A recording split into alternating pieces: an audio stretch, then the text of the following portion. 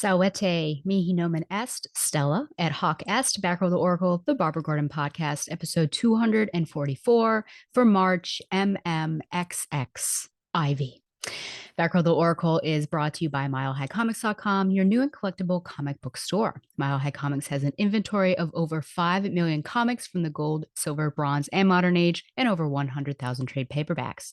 If you're not into the vintage stock, Mile High Comics also has a subscription service called the New Issue Comics Express, offering a discounted price for comics ready to hit the shelves. So if you're looking for vintage back issues or a great modern subscription service, be sure to check out MileHighComics.com. Well, today is Pi Day as I'm recording this, 3.14. And tomorrow, may he rest in peace. My beloved was murdered on that day, the Ides of March, Julius Caesar. We lost him too soon. So I hope that you are able to celebrate in some way, wear black, and just really, I think, honor his memory and the wonderful things that he was bringing to Rome. I mean, come on. So we're coming off of a shipper special. I skipped two, or well, I guess just one. It feels like two. I skipped a month of new comics. And so this episode is going to be a bit strange because it's only going to be new comics, which I may have done that before, but I was looking at my schedule, and the next Birds of Prey storyline was 5 issues. And I was considering my energy level and wanting to get this out before some trips I have, mainly second round interviews at schools and teaching lessons and things. And so I just felt like I don't know that I have the time to prep for that, as well as, this podcast. So let's just do the Birds of Prey modern title twice. So this might actually be, I always say this, but this might actually be a short episode. Of course, the professor will come back and say it wasn't short. Nani, nani, boo boo. Speaking of the professor, I've not been canceled yet, nor Donovan, though she was definitely kind of live texting us as she was listening to the shipper special. And a lot of the heat and inflammatory comments came back on me. Again, because of Rhett and Scarlet. And then she said something funny like, now we're going from slaveholders to step siblings, at least it's a bit better, which is true. But hey, it was toxic couples. I think reading the tagline, you all should have known what you were getting into.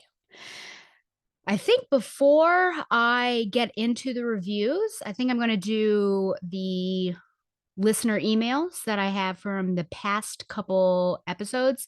I did not have any from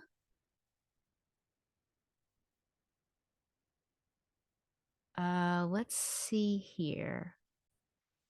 I did not have any from the shipper special. Either people are so incensed that they are not writing in, or they still need time to digest in order to write back. But I would like to hear comments. I did get one comment that this person enjoyed the episode, but it was also hard, and they're not really gung-ho for toxic couples, which I totally get.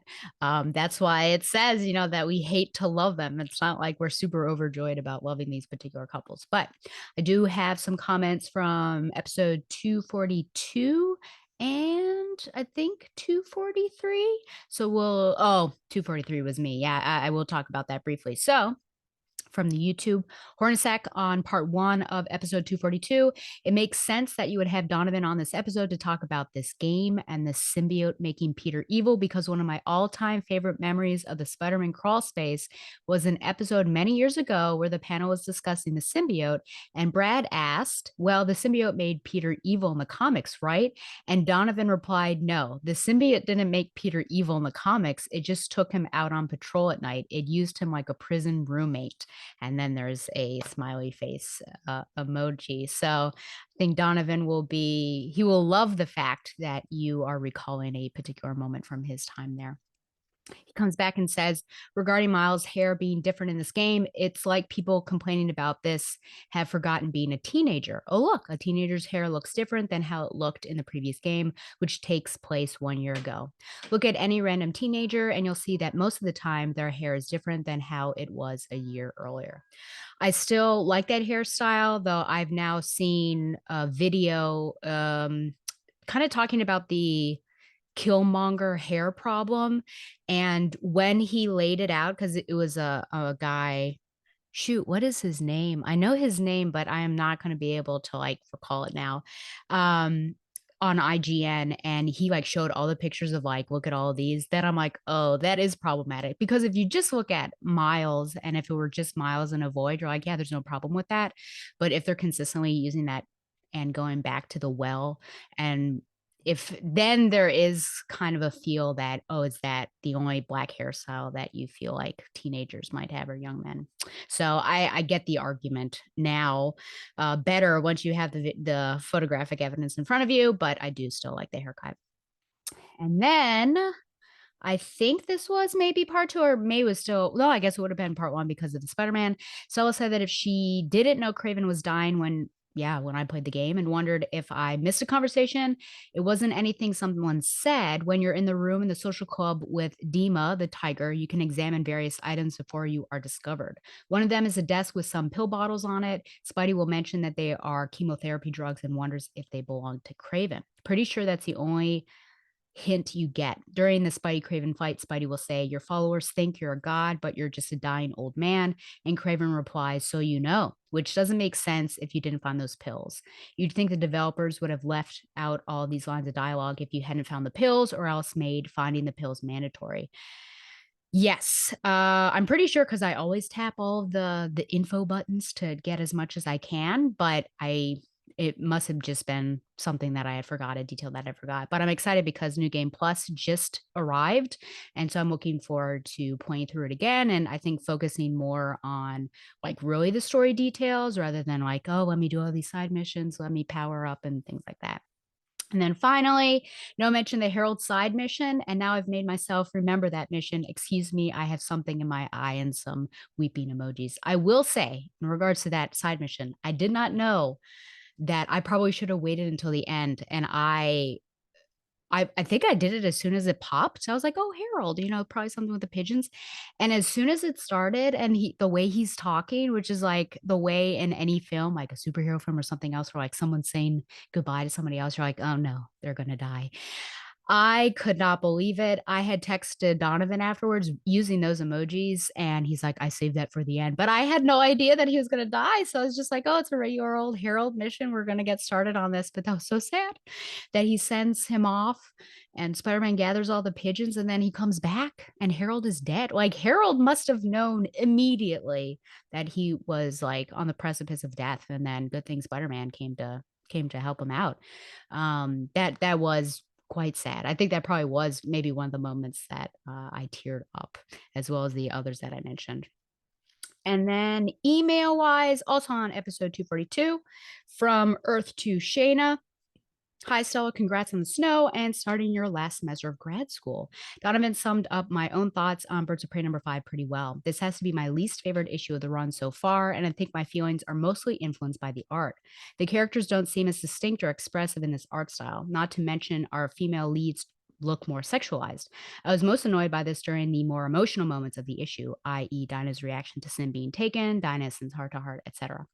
Megara came off a bit too silly, I think, which also seemed to undercut the more emotional moments between Dinah and Sim. It also seemed to counteract some of the seriousness of the mission. Unfortunate.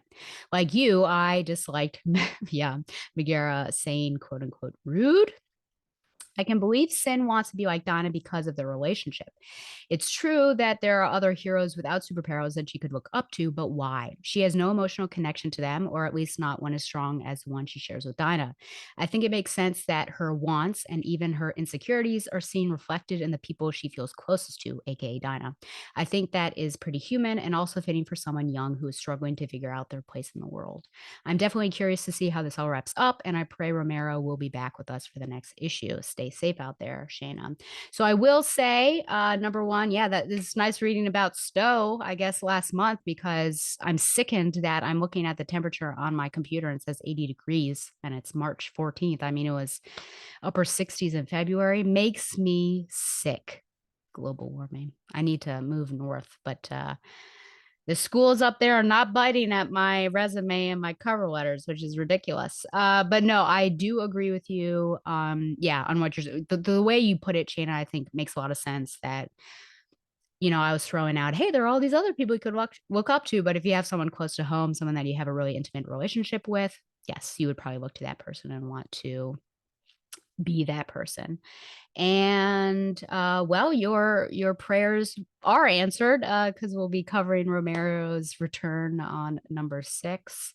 And yeah, I think some of your concerns are also answered.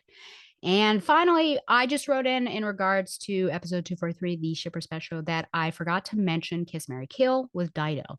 And this is a game that I like to play, usually to kill time and lines and things like that. But I played it with some students, and I played it with two students, and two female students, I should say, that they're bi, and so maybe it's easier that way.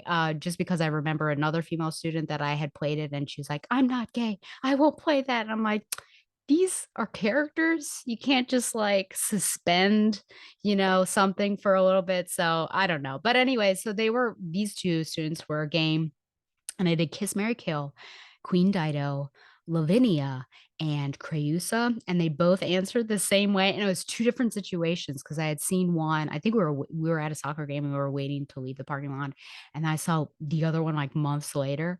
And I think they both killed off Creusa and they kissed Lavinia, and they both married Dido and said, which I love this about them. They said, because she deserves a good woman, and I'm like, it's true. Poor Dido. I do love her so much. Her downfall is huge and rapid, and it always makes me sad, but she's an awesome character.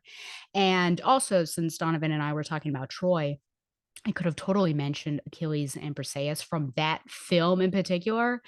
Uh, for the toxic couple list, just because I mean, she's a war prize, she's a slave, and in the throes, like she's about to kill him in the film, about to kill him, and then he like flips her over, and then all of a sudden they have sex. So it's like, well, young adult me is like, hey, that's pretty hot. But older, wiser person was like, that's pretty problematic. Plus, when you look at the source material, it's like Briseis was not having a good time no matter what Troy has to say. So that's it for my listener emails. Remember, you can always write in to Batgirl the Oracle, or if you would like to, you can always go on YouTube and let me know what you think by posting some comments. So we are going to look at Birds of Prey number 6, which was last month's. So apologies for being slightly behind. Hopefully we're all good here. Scroll up to number 6. There we go. This is Megadeth Part 6. Writer Kelly Thompson, art Leonardo Romero, and colorist Jordi Belair. It's all-out war on Themyscira as the team faces off against the mythical Megara. Can the birds overcome this ancient evil, or will one of them have to pay the ultimate price? So, a nice little cover. It is interesting to note, of course, that the whole team is together, and I say that because of the next issue where that is no longer the truth, I should say. So the dream team, as I call them, the creative dream team, is back. And while I do have a few nitpicks and disappointments with this story, it did feel like issues 1 through 4. And because of that, I think it just makes it more evident that issue 5 was a blip. And I think because of that, it's like, well, we can forgive it. Let's give it grace. But also I have questions as to why it was a blip in that way. I like Megara's voice more in this issue. I felt like it was more appropriate, and in terms of word choice as well as tone, can pull up to some things like the fact, yeah, perhaps we could come to a more equitable arrangement. So something that is more formal rather than saying rude. I wasn't sure where that was coming from. I also liked that the MacGuffin urn was finally used, sort of, I guess we'll say, since it starts to be used and then well, the action shifts and there's no need for that particular urn anymore. It at least dampens Megara's power, but we see from the ending that we do not see, and we have not seen the last of her. So, a huge question that I had as I was reading for the first time is pictured here: how the heck did Sin get Dinah's lasso? And I was like thinking, this seems like such a big error. Like, where did this come from? This cannot possibly. And so I was thinking, no, wait, I think that she got it. So I will say that in case you were foggy as well about this, that before she left Diana, and she was supposed to kind of go, and I think she was supposed to find the birds originally, but she ended up just going elsewhere, that we do see Diana give her the lasso, and this happens in issue 4. So luckily, I'm not going to gripe about something that I didn't think happened when it actually happened. Now, one question I have, not actually a question, a nitpick, I will say, is on this particular page. It says talk about Diana. So at the top of the page, Bartis says that Diana is unconscious. And then 3, 4 panels later, Cass says that they last saw Meridian fighting Wonder Woman, but don't know if Meridian survived. So I don't know how in the same page how both of those things can be true. Is Wonder Woman unconscious, or is she fighting Meridian? So I would say that that would be my nitpick of the issue. Just a little confusion right there. The main storyline of this issue, because I honestly don't have too many. Could it be this?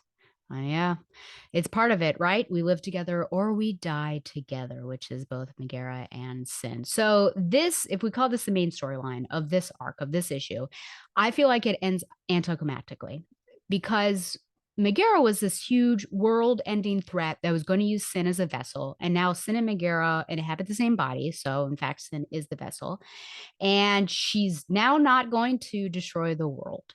So it felt like as we were going like 1 through 4, it's just 1 through 4, we kept getting bigger and bigger, and we really got to the point where it had nowhere to go. And now it's like it completely dissipated, and just the story ended in a very small way. And so I'm a bit befuddled as to why it just dropped off so dramatically like this, like off the cliff. Now obviously this opens the door for more stories, and we can definitely expect this, meaning Sin and Megara being one and the same, to crop up again, but it was not the ending that I was looking for or expecting. I don't know what that might have been. I mean, I guess period, I thought that Megara was going to be destroyed. That was what I was expecting. So this is strange. I mean, we were all, if the whole mission was about protecting Sin, I think we failed. I think we failed. She seems okay right now. She seems okay in 7, but this was not the way I think that it was, it should have gone. But it is what it is. It est quod it est. The other ending. So let's just, if we move on from that, the other ending, I think, is far more compelling and probably the best part of the issue, as we finally receive the answer to this question: why wasn't Babs told about this mission? Why wasn't Babs part of the Birds of Prey? I think this is the first time that we see, or that I've seen, really Babs hurt. I shouldn't say that. First time in a while that Babs has been hurt this badly by Dinah. And, I don't encourage tension in relationships, even though, I had a shipper special about toxic relationships, but it definitely, I think, adds some depth. And you're like, oh, look, this is interesting conflict. What's going on? And better conflict than we had in, oh gosh, was it Birds of Prey, or was like later issues of Batgirl? I remember Donovan used to complain about it constantly. It was just like, why is there this antagonism unnecessarily between Barbara and Dinah? And you're like, I don't know. This is different though. This is like Dinah was looking to protect Babs, because Babs in 11 future viewings by Meridian dies every time she goes on that mission. And Barbara can't know that and doesn't know that. And so she just feels like, oh, you didn't trust me or something like that. So I just felt like it was big, and questions were answered, which I really love. So we definitely have a Doctor Strange situation in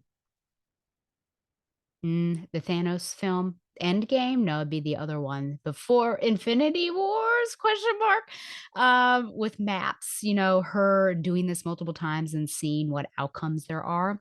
So that's an interesting angle, especially because Barbara dies in every scenario. Now, she only does this 11 times, but it's just interesting that Barbara is the one that is affected. Macabre, as macabre as it may be, I will say that this is Donna seeing dead Babs is my favorite page, just in terms of its dynamism, its coloring, the emotion that you can see on Dinah's face, all of that. And also just, I think, the love that you can see between Dinah and Babs because of how Dinah holds her. So favorite page there. I'm excited to see, because at the end where we have this great kind of call to action that nobody is killing Barbara Gordon on our bleep bleep watch, that we're moving on. We're going to have a different Birds of Prey team. So I'm excited to see who Thompson has lined up as the new squad, because we see a little bit in the next issue, but not fully. I'm also excited to see who Thompson has lined up as the big bad for the next art, and whether it is a classic villain or somebody new. I'm hoping that it's classic, but I guess we'll see. And yeah, I think I'll talk more about the team and kind of that creative choice in the next issue. But overall, it's like I can kind of throw away the other part of that issue and really focus on this and feel like this is really strong, and now we're leading it into something really interesting, because I just don't fully understand some of the choices, like the creative choices in doing the Sin and Megara. But it does open up for a lot of possibilities in the future, because what if Sin becomes a bad guy because she's just being controlled by Megara? Who knows? So I'm going to give it a lower score, but not terribly well. I think I'm going to give it a 7.5 out of 10 birds. Okay. I am going to take a break. When I come back, I'm going to look at Birds of Prey number 7. But first, it's Ice's Radio Hour, featuring Maneater by Nelly Furtado. I will say that I Googled runway songs because I thought I need a song that represents fashion. And this was one of the ones on a playlist. I thought, that's about right. Let's do it. So I will see you soon. Bye.